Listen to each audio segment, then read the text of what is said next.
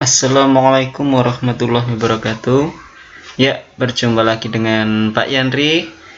Kali ini kita akan belajar tematik, tema 7 subtema 3 dengan tema indahnya keragaman di negeriku. Apa aja sih yang akan kita pelajari hari ini? Macam-macam ya. Tentang tema pokoknya adalah keragaman di negeri kita Indonesia. Pertama kita akan mempelajari tentang di muatan PKN ini tentang sikap dalam menjaga keragaman. Nah, ada beberapa sikap yang harus kita jaga agar keberagaman di Indonesia dapat terjaga dengan baik. Misalnya, ketika dengan kita tidak mengobrol saat menunggu temanmu yang sedang beribadah. Misalnya kita beragama Islam nih, punya teman yang sedang beribadah di hari Minggu di gereja, Pak, untuk teman kita yang beragama Kristen, nah, kita tidak boleh mengganggunya, tidak boleh kita terus mengolok-olok, tidak boleh kita mengejek, menghargai teman yang berbeda suku. Indonesia ini kan mempunyai berbagai macam suku, dari suku Jawa, suku Papua, suku Sunda. Kita nggak boleh saling ejek, saling mengolok-olok antar suku A dengan suku B, nggak boleh. Kita semua suku sama dan kita harus berteman dengan siapapun. Tidak mengejek teman yang menggunakan bahasa daerahnya. Nah, ini seringkali kalau kita sudah merasa berasa gaul, ada orang yang memakai bahasa daerahnya ketika bersosialisasi lah, kita terus mengejeknya, padahal sebenarnya kita juga paham apa yang dimaksud anak atau teman kita saat memakai bahasa daerah tersebut. Jadi ketika ada teman yang dalam bersosialisasi menggunakan bahasa daerah, kita tidak boleh mengejeknya. Kalau kita tidak paham dengan apa yang dimaksud teman kita tersebut dengan menggunakan bahasa daerahnya, kita bertanya, tapi kita tidak boleh mengejek bahasa daerah yang mereka pakai. Seperti itu. Kedua, ini sikap yang dapat menimbulkan perpecahan. Kalau tadi sikap-sikap untuk menjaga, kali ini sikap yang dapat menimbulkan perpecahan. Pertama, ketika mengganggu teman yang sedang beribadah. Tadi kebalikannya ya, tidak mau bermain dengan teman yang berbeda suku. Aku hanya mau dengan yang suku Jawa dan beragama Islam aja. Itu nggak boleh, itu bisa menimbulkan perpecahan. Memaksakan suatu agama atau keyakinan, kamu harus ikut agamaku, kamu nggak boleh ikut agama lain, nggak boleh. Itu lebih menyukai budaya asing daripada budaya bangsa sendiri. Nah, ini sering sekarang itu lagi demam K-pop ya, ini banyak yang lebih mencintai budaya K-pop daripada budaya Indonesia sendiri, padahal Indonesia juga punya banyak budaya. Tapi biasanya anak muda remaja lebih suka menyukai BTS, lebih suka menyukai Blackpink daripada menyukai budaya bangsa sendiri. Itu yang nggak boleh. Nah, ini nomor 5, tidak menghormati dan tidak mau bekerja sama dengan warga yang berbeda suku dan agama. Nah, ini nggak mau kerja sama, nggak mau membantu sama orang yang beda suku sama agamanya, nggak mau tak hormati lah, nggak mau tak hargai lah dengan orang yang berbeda suku dan agamanya. Itu nggak boleh juga. Nah, oleh karena itu penting akan sikap toleransi. Toleransi itu adalah sikap saling menghormati antar sesama manusia. Toleransi ada banyak macamnya. Pertama, toleransi agama, seperti tadi Pak yang dijelaskan, menghormati orang yang sedang beribadah. Meskipun itu ibadah agama lain, kita harus menghormati. Saling menghormati dan bekerja sama antar umat beragama. Menjaga kerukunan antar umat beragama dan tidak memaksakan suatu agama kepada orang lain. Itu adalah bentuk-bentuk toleransi keragaman agama.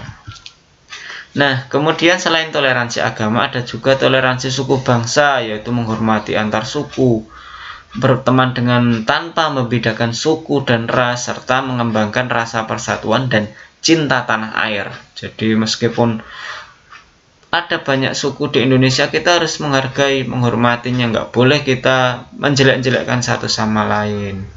Toleransi dalam keragaman budaya juga sama. Kita tidak boleh mengejek budaya lain, kita harus juga mau mempelajari budaya dari daerah lain, bangga sama budaya bangsa sendiri, serta melestarikan budaya daerah agar tetap lestari. Jadi kita nggak menutup diri dengan budaya daerah lain. Misalnya ada suku Sunda punya tarian apa, suku Padang atau dari Papua punya tarian apa, kita pelajari tariannya, boleh kita pelajari gimana gerakannya, kita tonton gimana ya cara menarinya yang baik. Kita mempelajari budaya-budaya daerah lain itu perlu banget. Bahkan bahasa pun kita harus, kita sebagai orang Jawa mau tahu bahasa Sunda gimana ya, kita pelajari biar kita kalau komunikasi dengan orang Sunda bisa tahu, bisa minimal bisa paham apa yang mereka maksud, seperti itu. Sikap toleransi juga ini ada di lingkungan keluarga, bisa kita terapkan di lingkungan masyarakat, bisa juga kita diterapkan di lingkungan sekolah lah. Kalau anak-anak sudah di sekolah mungkin bisa diterapkan di lingkungan sekolah. Misalnya di lingkungan keluarga, toleransinya kita menghargai perbedaan antara anggota keluarga. Kita punya hobi masing-masing nih, kakak, adik, ayah, ibu punya hobi masing-masing, kita hargai. Kita juga membantu ibu merapikan rumah misalnya, kita toleransi lah. Kita udah tahu kerjaan ibu berat ya, kita bantulah. Nah, ini bagus. Nah, kalau di sekolah kita misalnya tidak membeda-bedakan teman yang berbeda suku atau agamanya di sekolah. Belajar sama kakak dan adik ini di lingkungan keluarga biasanya. Kalau menghormati teman yang sedang beribadah itu di lingkungan masyarakat. Misalnya teman kita lagi, aku hari Minggu mau ke gereja dulu ya. Kita sebagai umat Islam ya kita harus menghargai. Ya udah, kita mainnya selain hari Minggu aja, atau kita mainnya setelah kamu pulang dari ibadah aja. Itu misalnya di masyarakat seperti itu. Di masyarakat juga kita menyapa dengan santun saat bertemu tetangga, itu juga toleransi di lingkungan masyarakat. Jadi kita ketika ada tetangga yang lewat, ya kita jangan diem aja, kita boleh menyapanya. Mau kemana bu, mau kemana pak. Kita sebagai orang-orang yang punya budaya bangsa yang luhur, yang baik, kita sekedar menyapa tetangga yang sedang lewat itu boleh. Kalau di sekolah ada melaksanakan piket tadi, menaati peraturan yang ada di rumah sekolah maupun lingkungan masyarakat. Nah, ini kalau setiap rumah punya peraturannya sendiri, di sekolah juga ada aturan, di masyarakat juga ada aturan. Kita mentaati itu juga salah satu penerapan toleransi, kita menghargai. Jadi kita tidak hanya mementingkan diri sendiri, tapi mementingkan orang lain. Menaati peraturan itu juga untuk mengatur sosial kita dengan orang lain. Nah, dalam bahasa Indonesia kita akan mempelajari ini istilah sulit dalam teks. Nah, kita biasanya kalau waktu pelajaran atau ada tugas atau saat ulangan atau saat mengerjakan PR, ada istilah-istilah yang mungkin kita nggak paham, atau saat kita komunikasi dengan orang lain kita menemukan istilah-istilah yang kita apa sih maksudnya, kita kurang paham kan. Nah, kita bisa mencari istilah-istilah tersebut di dalam KBBI, Kamus Besar Bahasa Indonesia. Nah, KBBI tidak harus berwujud buku ya. Anak-anak bisa mencarinya sekarang, udah di internet udah ada. Anak tulis ketik aja di Google KBBI, udah muncul. Nanti anak tinggal masuk ke situsnya KBBI, anak-anak mencari apa sih yang kurang paham ini karena istilah tersebut asing bagi kita. Nah, istilah itu apa sih? Istilah itu ungkapan atau kata khusus yang untuk menggambarkan sesuatu. Nah, itu namanya istilah. Tapi untuk mencari istilah kita harus melihat bentuk dasarnya dulu. Misalnya kita bingung dengan kata-kata berawan. Berawan itu apa ya? kita jangan langsung mengetiknya berawan, tapi kita mengetiknya awan gitu aja, nggak apa-apa. Penghujan itu apa ya, kita searching dulu di KBBI, kita masuk di Google, tulis KBBI, terus klik masuk situsnya KBBI, kita tulis hujan, itu kita akan muncul, oh ternyata artinya ini, kita cari kata dasarnya dulu, seperti itu untuk mencari istilah yang asing kita dengar. Nah, menemukan informasi dalam teks itu kita harus membaca dulu agar kita dapat tahu nih apa sih yang dimaksud oleh teks ini tuh, mau ngejelasin apa sih. Nah, itu kita biar paham. Nah, kita cermatin teksnya. Nah, kita cari tahu, kita pahami benar. Kalau ada teks kurang paham, dibaca sekali, dibaca 2 kali, 3 kali, 4 kali, 5 kali sampai kita benar-benar paham. Nah, ini seperti yang sudah dijelasin di materi minggu kemarin yang di subtema 2 ya, peta pikiran. Ini cara kreatif dan efektif dalam mencatat informasi penting yang kita peroleh. Nah, seperti yang anak-anak pernah kemarin buat peta pikiran seperti itu, ada ditulisin dulu pokok-pokok pikiran, pokok-pokok pikirannya, ide-ide dalam suatu paragraf. Nah, pokok-pokok pikiran itu digambar dalam bagan-bagan, dalam kotak-kotak. Kalau anak kemarin membuat itu bentuknya kotak-kotak, ya itu bagan-bagan itu. Dan sebagian besar anak-anak Pak yang dilihat udah bisa mengerjakan dengan tuntas, dengan baik. Ya, seperti itulah peta pikiran. Ada juga yang menjelaskan melalui ringkasan atau intisari sebuah teks. Misalnya ini ada teks nih, budaya di Indonesia memang sangatlah beragam, termasuk kulinernya. Masing-masing daerah memiliki makanan khasnya sendiri. Kini sejak saya tinggal di Jawa Barat selama beberapa tahun terakhir, menu favorit makanan pagi saya pun bergeser menjadi lontong kari. Potongan daging ayam atau sapi, telur, juga lontong yang dilengkapi dengan kuah kaya santan dan rasa kari ini sangat sulit untuk ditolak di pagi hari. Nah, ini ada informasi panjang banget. Nah, anak-anak selain menggunakan peta pikiran, kita juga bisa meringkasnya untuk menemukan informasi apa sih yang penting di dalam teks tersebut. Nah, kita bisa meringkasnya. Setelah kita baca berulang kali, kita temukan inti dari bacaan tersebut. Misalnya intinya kita bisa meringkas dengan Indonesia mempunyai banyak makanan. Dan saat saya berada di Jawa Barat, saya sangat menyukai makanan khas Jawa Barat berupa lontong kari. Nah, itu udah meringkas. Nah, bentuk panjangnya seperti ini, seperti yang ada di layar ini, tapi kita bisa meringkasnya dengan lebih pendek. Nah, selain tadi udah peta pikiran, ada ringkasan. Nah, kalau peta pikiran tadi apa sih? Peta pikiran itu menuliskan informasi yang kamu dapat sebuah teks dalam bentuk kotak-kotak dan saling berkaitan, ya tadi yang udah Pak yang dijelasin kita dan udah anak-anak buat pada minggu kemarin, yaitu peta pikiran seperti itu. Nah, ini juga anak-anak udah pelajari di semester 1 gagasan pokok. Gagasan pokok itu inti dari pembahasan sebuah paragraf. Gagasan pokoknya apa sih di dalam paragraf tersebut? Gagasan pokok terletak pada kalimat utama, dan kalimat utama biasanya ada di awal dan akhir paragraf. Jadi anak-anak ketika mendapat paragraf yang panjang, anak-anak bisa membacanya. Pertama, membacanya dulu dengan cermat, dengan baik. Terus anak-anak cermati pada awal atau akhir paragraf, dan di situ biasanya terletak gagasan pokok atau inti pembahasan dari paragraf tersebut. Inti apa sih yang dijelasin dalam paragraf tersebut biasanya ada di awal atau akhir paragraf itu. Nah, untuk materi IPA ini yang anak-anak nanti bakalan dapat tugas untuk percobaan di rumah ya. Ini diperhatikan baik-baik. Nanti anak-anak akan mencobanya sendiri. Nah, Pak Yandri akan menjelaskan tentang magnet dan gaya gravitasi untuk IPA. Gaya magnet adalah gaya tarik atau gaya tolak yang ditimbulkan oleh sebuah magnet terhadap suatu benda. Benda yang dapat ditarik dengan kuat oleh magnet disebut benda ferromagnetik. Contohnya adalah besi, baja, nikel. Anak-anak nanti buktikan sendiri.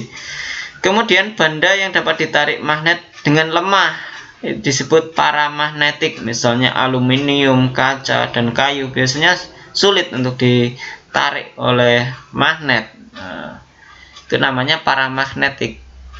Nah, gimana sih sifat-sifat magnet tersebut? Pertama, magnet memiliki gaya tarik. Dua, gaya tarik magnet dapat menembus benda-benda tertentu. Misalnya kita punya magnet nih, di atasnya ada kita punya besi. Nah, kita lapisi dengan kertas, magnet tersebut tetap bisa menarik besi yang ada di atas kertas tersebut, meskipun magnetnya kita taruh di bawah kertas. Ketiga, magnet mempunyai dua kutub. Nah, berdasarkan asalnya, magnet dapat dibedakan menjadi dua, yakni magnet alam dan magnet buatan. Magnet alam itu adalah magnet yang sudah tersedia di alam, contohnya batuan yang dapat menarik besi. Kemudian, magnet buatan adalah magnet yang sengaja dibuat manusia. Contohnya ada magnet batang, magnet jarum, magnet tabung, huruf U dan ladang. Ya, seperti itu.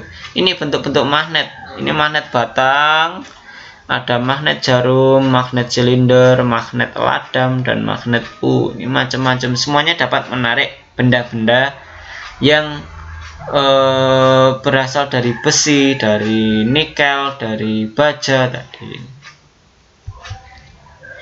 Nah, kemudian gaya gravitasi. Gaya gravitasi ini ada hubungannya dengan magnet. Gaya gravitasi itu lebih besar lagi. Misalnya gaya yang menarik benda selalu menuju ke bawah disebut gaya gravitasi. Misalnya kita melempar bola ke atas, akhirnya turun ke bawah lagi. Ini juga gaya gravitasi yang dipunyai oleh bumi.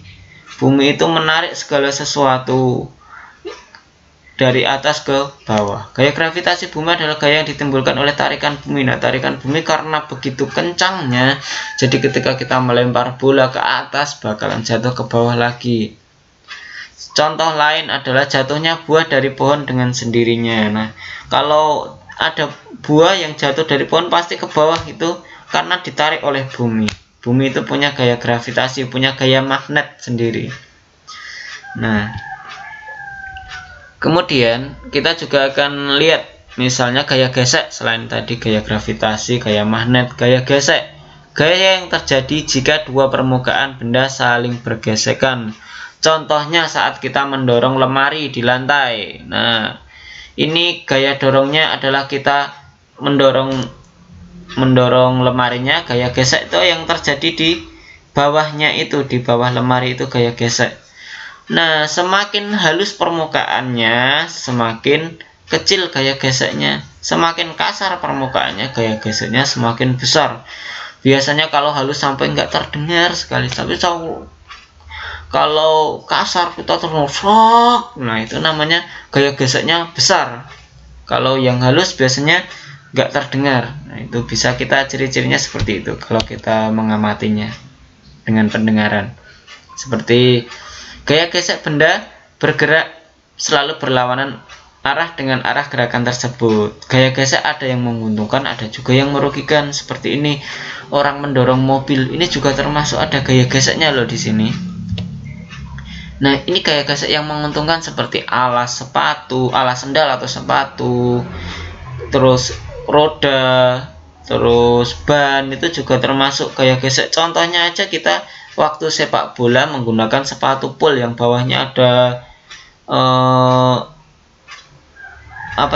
tumpul-tumpulnya itu, ada poolnya. Itu agar kita tidak mudah terpleset saat di lapangan karena ada gaya gesek yang besar di situ. Kalau kita dibikin halus sepatunya, ya pasti dapat terpleset karena licin.